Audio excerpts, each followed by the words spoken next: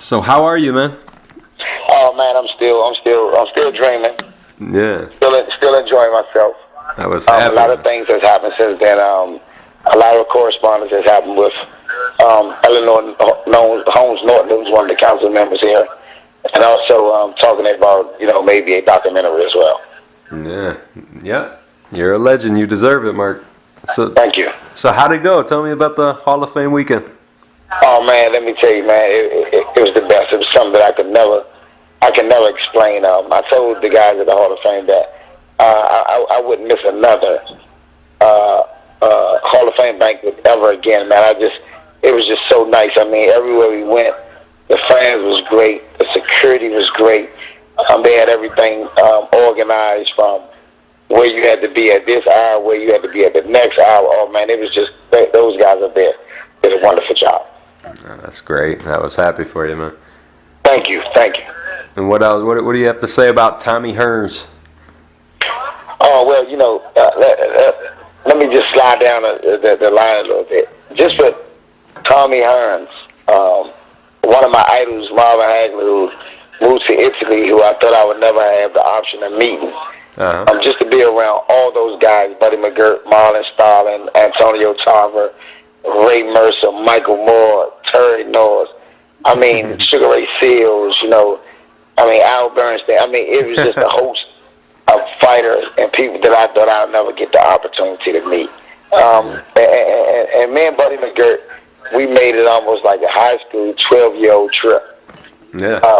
Me and Buddy was always running down the hall, hollering people names late at night, early in the morning. I was my door was right next to Mickey Ward. So Mickey and his brother Dickie, oh man, we just had a wonderful time, man. Yeah, it sounds like a great time. So was your father there for you for the day? Yes, my mom and dad came up Saturday. Everybody was looking for my dad. Of course, everybody know him from the boxing and him being this crazy guy, and Buddy and those guys was looking for him.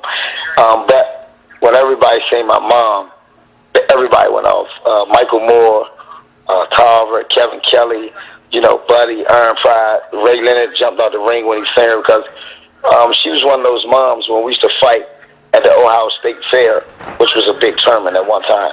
And she'll cook breakfast, dinner, and those guys just used to come down to our floor and eat. And all those guys remembered her from that. They was like, this young lady took care of us.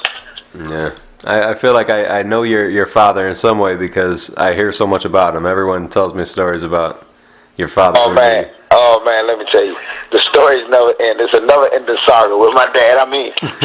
He has a story and a trick for every day of the week of something that may have happened in boxing. He's one of those guys that he stands alone. He's one of those guys that stands alone because no matter where he is, when he come in the room, you're going to know he's there.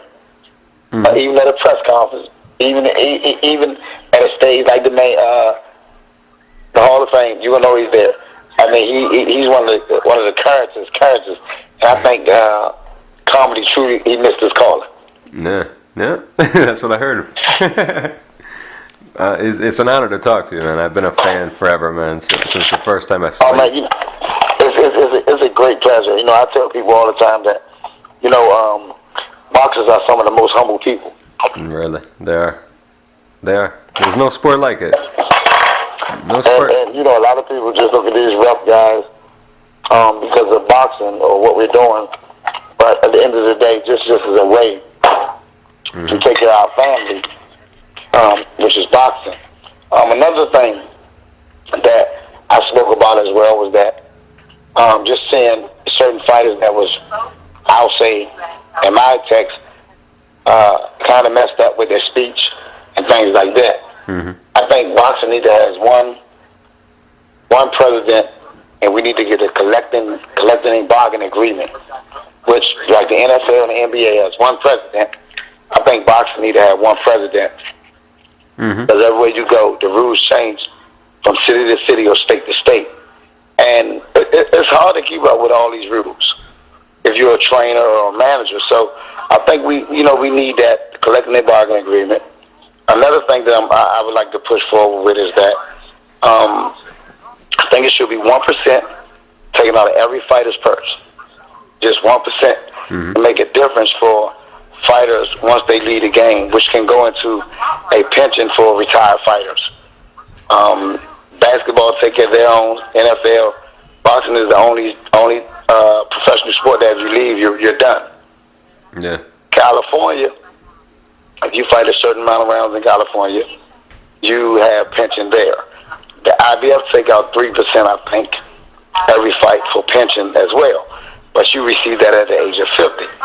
Other than that, there are no standards in place to help the ex-fighters.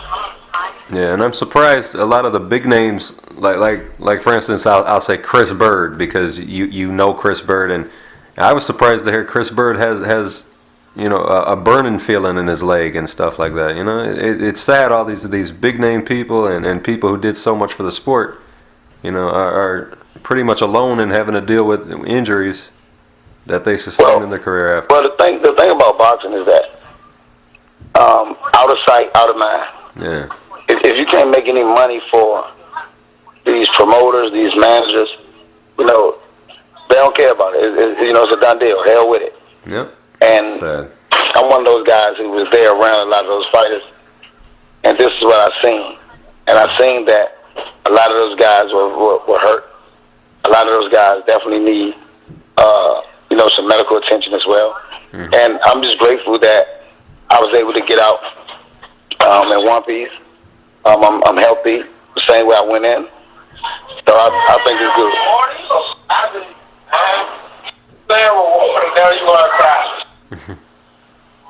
They still celebrating you, champ? Oh man, I'm still celebrating. My nephew and here, both of them cutting up, but I'm still celebrating. One of the things that I really wanted to do was be a color commentator, be a commentator or commentary for, HBO, ESPN, Showtime, or one of those channels. And Showtime, the people from Showtime was there, and I was like, hey, I've been lobbying with Tarver and Al Bernstein all week, but now I have you guys. Give me a shot. Yeah. But when we contacted them, of course they said so many people is involved, so many people call about that, and they don't. I guess you have to be in with somebody to get in. Yeah. Which I think is a very sad case when you have a gentleman that have the knowledge of the game. You have a gentleman that I have all my faculties. I don't stutter. Like I say, I'm in great shape. But a lot of times it's not what you know, it's who you know. Exactly. And after that, then my next thing is I'll start refereeing professional fight. That's my next thing that I want to do. I want to stay in the sport some type of way. That's great, Mark. Really, that's great. So you're not training any fighters? Yes, I have an at-risk youth program, which Rick is at now. Him and my dad. My dad has been running it now for the last maybe 6 months. I've been having so much to deal with my daughters going to different schools. My daughter's in college, so they've been really running it for me. And I am going to go back to the training aspect of it, but it's so much politics now that if it's not a conflicting story or it's not something that's bad, then I still train my young fighters, and I still go do my professional referee as well. Yeah. I wanted to ask you about your life too. Could you tell me, like, where were you born? Were you born in Washington D.C.? Born and raised in Washington D.C. Yeah. The first fighter ever from Washington D.C. to go in the Hall of Fame. Yep. And I was the smallest professional fighter. Wow. And what was it like in the Johnson household? Oh man, my brother was better than me. Me and my brother was in the Olympic trials in 1988. I was 16 in the same weight class at 106. The Johnson household, man, all us has flown the coop now. So all us are out. But my dad had his boxing team. He coaches several people. So every day it's like we had somebody that was staying here, coming from the gym. But the Johnson household, oh man, you can get you a good rumble any minute of the day. It's always get the gloves, let's go all back. What kind of kid were you? Actually, I'll say I was a kid that a parent would love to have. I never was really a bad kid. I never was really a troublemaker. I went to school, graduated on time. I graduated with honors. I played football, I played baseball, I played basketball. Wow. So I played all sports growing up, but boxing was the only sport that I could find people my age and my size, because you had to have the age and your weight. Football, I don't know if I could have made it with those guys. Baseball was one of my favorite sports, but I chose to go into this boxing route because my dad had the team, and my first fight was 5 years old, and Antonio Tarver's trying to buy that. Well, Tarver managers is trying to buy that uniform now when I was 5 years old. Wow. And how, you weren't good right away at 5? Were you good? I would say I was great. I would say I was great right away. I was a gym baby. I hung in the gym. At the age of maybe 3 or 4, I was pulling a chair to the speed bag, hitting the speed bag. Wow. So I was a great kid. I was a great fighter. And the amateurs is one fighter that had my number, and he beat me twice. And he's from D.C., which is named Jermaine Fields. He beat you 2 times? He beat me twice, and the funny part is, he beat me twice, but I beat his oldest brother twice. So, wow. Styles make fights, Mike. Don't let him up no more, because he'll start playing. And who describe the scene in Washington D.C. growing up in the gyms? Well, everybody wanted to. Don't you spread in this house. Don't spread in this house. In D.C., man, it's a wonderful town. D.C. is a town that's gonna make you humble, because they don't care what you done, who you are. They don't care nothing about none of that D.C. You can see a guy from D.C. like Sherman Douglas, who's a basketball player, who may have been in the league 10 or 12 years, and that's just Sherman Douglas. But a guy from D.C., they give him all the credit in the world. And how did your amateur boxing days go? What do you remember most about them? Oh man, and at the age of 14 and 15, at that time, the Junior Olympics was a big thing. If you won the Nationals 2 years in a row, I won the Junior Olympics 14 and 15. That was the big thing. I went to Helsinki, Finland with the USA team, and I won a tamer tournament over there. In 1988, at the age of 16, I was the youngest participant in the trials. Me and my brother was fighting 106 pounds. They had me and my brother fighting the first day, but they didn't move one up and one down at the bracket. However, me and him got to the semifinals. He was fighting Michael Carvajal, and I was fighting Irk Griffin. Irk Griffin had beat me, and that night he tested positive for marijuana. They were supposed to reinstate me to fight the one of Michael Carvajal, my brother. But with the boxing politics, they wasn't going to have that. No. They wasn't giving my family 2 shots at one of us making the Olympics. So they said, we're not going to reinstate you, and the winner of your brother Michael Carvajal go to the Olympics. So I was very upset about that. And then in 1989, I was the #1 flyweight in the world with USA Boxing. They didn't call me for one of the trips, the sports festival and things like that. So at that time, I knew it was all politics, and it was time for me to jump up. That's strange. The Strange, politics but of boxing. Yeah. So what year did you turn pro, Mark? If I'm not mistaken, I think I turned at 90. Yeah, 1990. You didn't want to stick around for the 92 Olympic team? I didn't. I think I would have probably been a shooter for the 92 team, but I didn't. And the funny part about it is that my brother, his dream was going to the Olympics. My brother was in the 84 trials. He lost the semifinals to Israel Acosta. In the 88, he lost to Michael Carvajal. And my brother went back to the trials in 92. And he lost to, I forgot who was the 106 guy who went in 92. So my brother went to 3 Olympic trials. Wow. But I didn't want to stay around. There was too much politics in the game, and I wanted to branch out. And your brother never turned pro? My brother? Did he turn pro?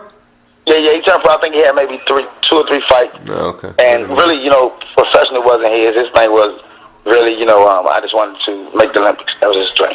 Yeah. So when you decided to turn pro, you just were tired of the amateur game and wanted to try something new?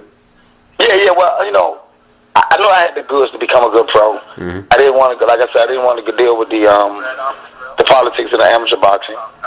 So, me and my dad turned pro. Of course, when I first turned pro, we thought it was the wrong thing because at that time, fighting on the East Coast, trying to find flyweights was hard.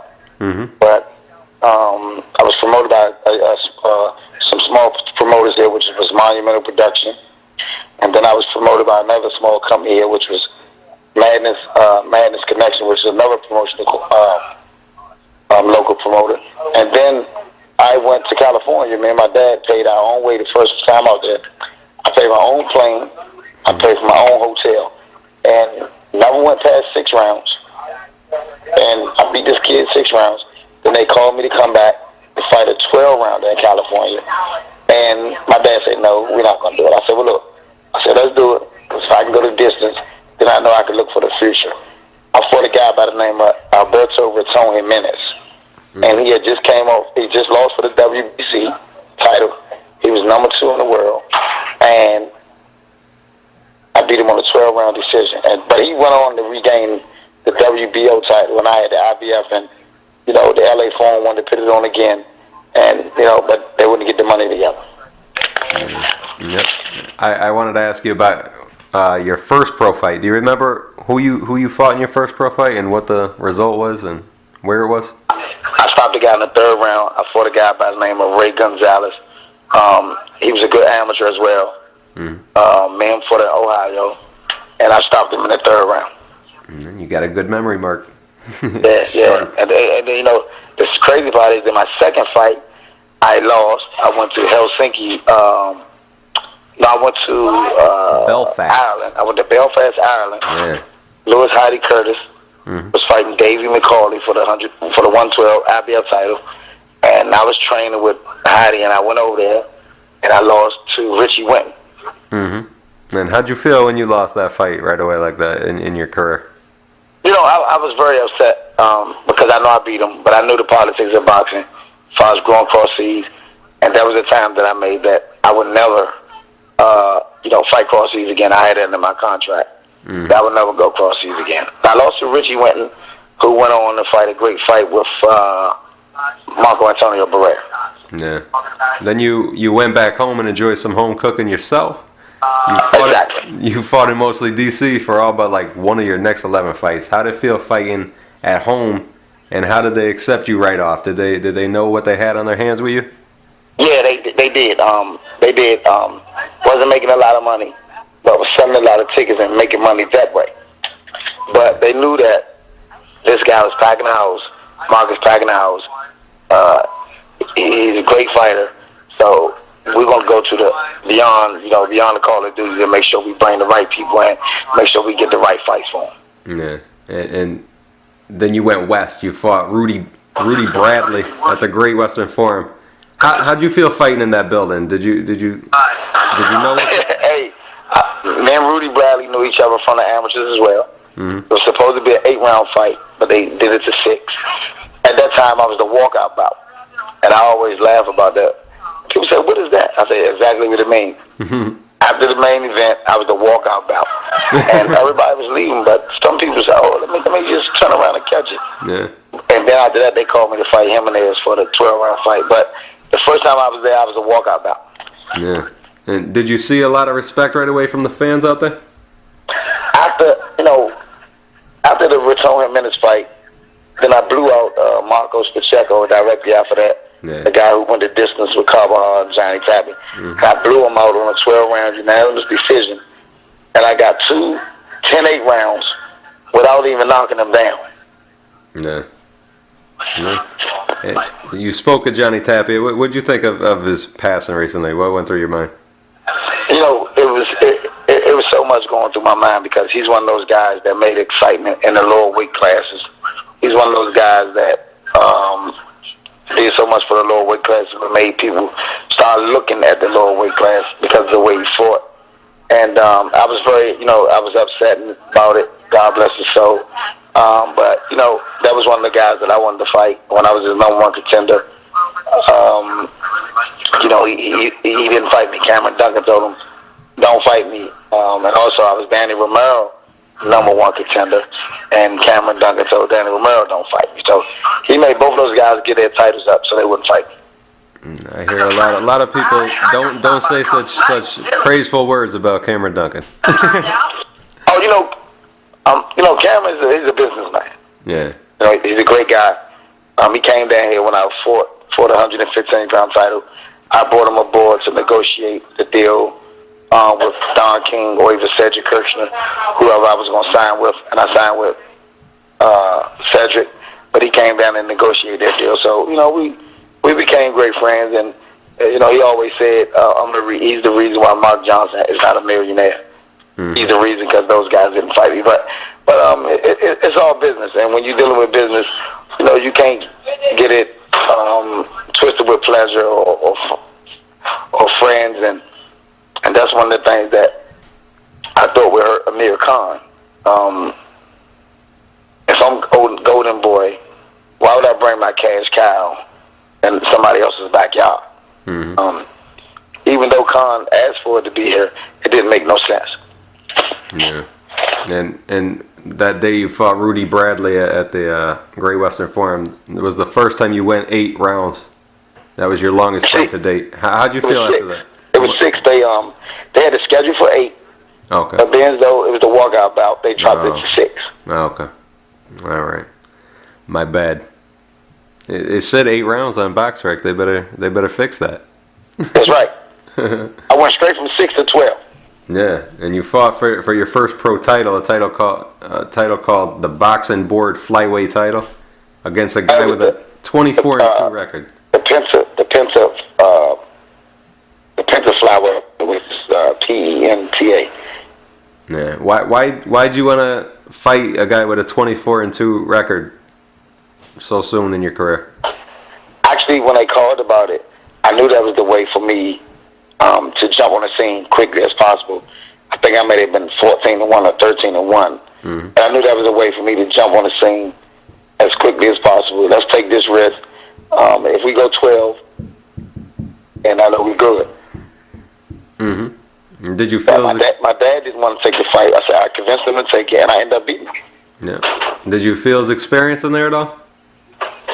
I was just so amped up and so in shape that in 12 rounds, I really didn't feel it. Yeah, you won a split decision. Did you agree with that decision?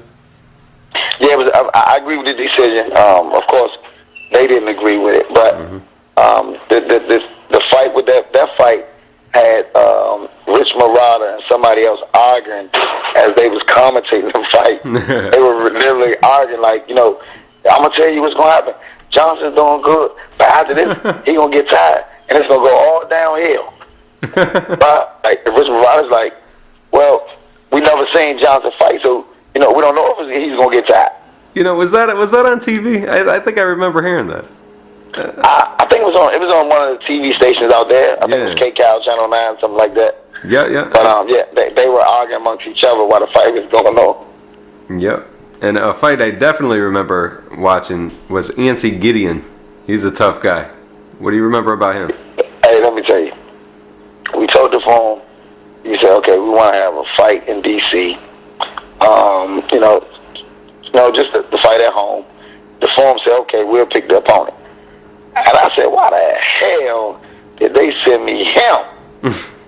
I'm like, we trying to get a fight in D.C. And y'all send me Ancy Gideon. Man, I'm like, what the hell? But the phone don't like me no more. Tough guy, right? Tough. Oh man, tough is an understatement. Yeah. How do you feel after a fight like that with that guy? First really hard fight, let's say, as a pro, right? Man, that guy was so tough, man, so hard. I think after that fight, man, I I didn't want to leave the house for like 4 days. I mean, that fight was tough. That guy hit hard. Yeah. And a few fights later, you fought Enrique Orozco. What was that one like? Well, Enrique Orozco, I broke my eye socket in the third round. I broke my eye socket in the third round. It was a war from beginning to end. And my dad and him said, well, you got the fight run. You can go ahead and box him. And I went out there and stopped him in the 12th round and broke his jaw. Yeah. Hard hitting Mark Johnson. Oh man, you better know it. And your fight with Leon Salazar he came out raging for 3 rounds, I remember. Man, that's on the same page as Hagler Hearns. Yeah, I remember that. Hagler Hearns. Yeah. He hurt his hand. How happy were you that he couldn't continue? Well, don't die the shots. I don't think nobody could continue, and that was the first time I think I got rocked in the fight. Yeah. What'd you think when you got rocked? I was like, damn, what just happened? But yeah, that's the first time I really got rocked, and that was on the same page as Hagler Hearns. And you always had a poker face. You wouldn't let people know you hurt him, but I never saw you hurt in that fight. I never knew you were rocked. They hit me, bop, and I almost went down. I never even saw you hurt. I don't remember early in your career until later. And then I like what they said. He's all over Johnson like a cheap suit. Oh, jeez. Did they? I never saw you hurt like that early. Yeah. I guess I hit it real good. Yeah.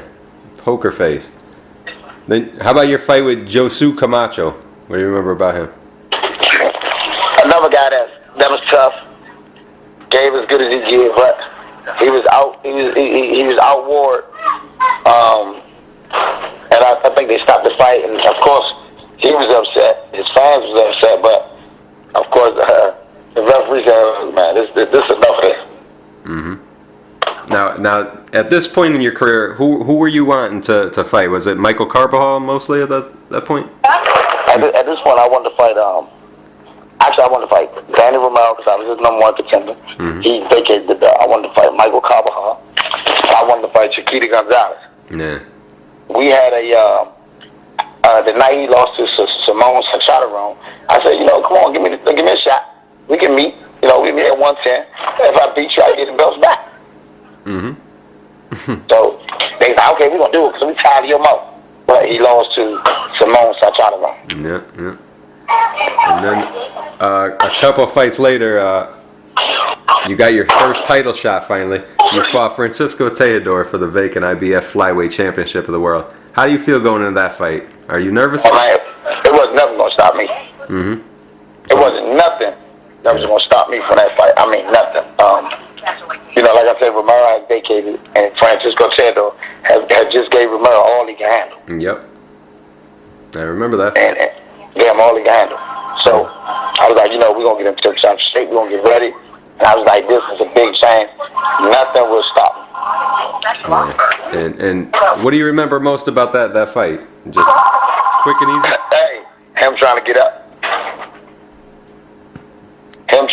But me telling him, if it was anybody else, you probably would have won tonight. And this was my destiny. Yeah. And were you surprised how quick it was? No. To be honest, I really was. I counted over his, I think his right hand with a lead left hand, and I caught him, but I didn't know it hurt him that hard. And I said, oh, he's hurt. And he buckled. I said, oh, that's it. I seen him trying to get up. I said, oh, that's it. And how did it feel to hear "and new champion"? What's that feel like? Oh man, that was just that's a feeling that I couldn't even imagine, man. Yeah. I was just riding so high because I had been avoided for the last 2-3 years maybe. So I was riding so high. And when you got in the dressing room and away from the people, what is you and your dad's moment like together after finally getting that championship? Just like every moment after every fight. You could have did it faster. Yeah. You look like trash. You really look like look. This you had to do. Then they give me a hug, say, but it's over. Yeah. And then you made your first defense against Raul Juarez. What do you remember about that one? Raul Ruiz. I think I stopped him in the third or fourth. Did I stop him in the third or fourth? I think I stopped Raul. Not Raul. Is it Raul Rios? Raul Ruiz? Yeah, I think I stopped him in the third round. Another strong guy, tough guy, but I was too quick for him. And speed kills. And how about Alejandro Montiel? Everybody thought I was done. Losing to Marquez twice in a row. Which the first fight I beat him, they took it an hour later. But they thought I was done, and I knew that with this young kid, he finally has somebody that can match his speed. I don't mean Fernando Montiel. I mean Alejandro Montiel. Well, that was the worst referee that Chris Bird has ever done. That was his uncle. Okay. That was Fernando, and I beat the brakes off him. Man, hit me low 8 times. Blatantly elbowed me. And my father and Chris Bird, my father and Chris Bird literally got into it in the ring. Wow. The ref's name was Chris Bird too? The ref was Chris Bird. Oh wow. Not Chris Bird. Is it? Bob Bird? Bob Bird? Bob Bird. Is it Bob? I know he's black. Did he do? Is his name Bob? I know his name is Bird. I forget his first name. It's not Bob. Nah, not Bob. No, okay.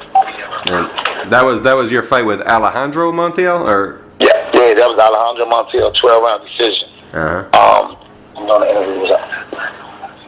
Okay, that was the Alejandro Montiel, which was Fernando Montiel's uncle. Yeah. Blew him out on 12-round unanimous decision. Then the third round, the 12th round, I didn't even do nothing, just played with him. Didn't even put my hands up.